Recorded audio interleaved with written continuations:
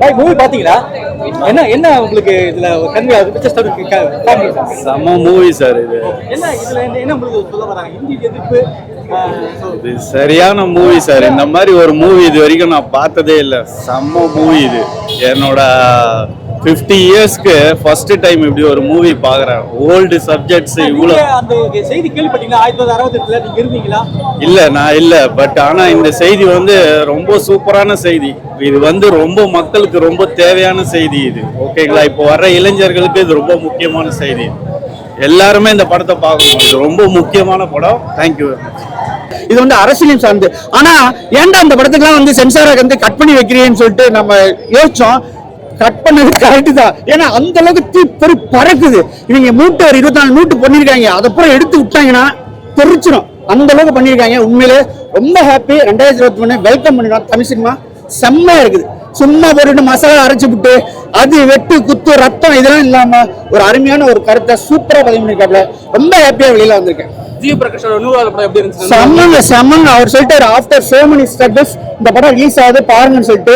அவர் எந்த வழியில என்ன சொன்னாருன்னு தெரியல. இந்த படத்துல அவ்வளவு வழி இருக்கு. அவரால் கண்டிப்பா ஏற்கனவே வழக்கமான பேட்டர்ல இந்த பாட்டெல்லாம் போடவே இல்லை.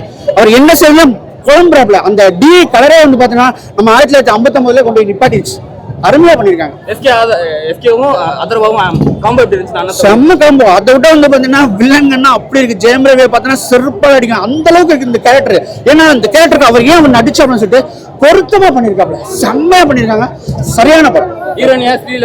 ஐயோ உங்களை சொல்ல தேவையில்லை. நான் பார்த்தேன் எப்படி ஒரு குத்து சாங்க போட்டாங்க. சீரியலா அப்படின்னா டான்ஸ். அந்த டான்ஸ் இருக்குன்னு பார்த்தா அந்த டான்ஸே இல்லாம 1959 68 எப்படி ஒரு பொண்ணு வந்து ஒரு நளினம் மட்டும் செய்வாங்களோ அந்த நளினம் மட்டும் செஞ்சு படத்தை எங்கே கொண்டு போயிட்டாங்க.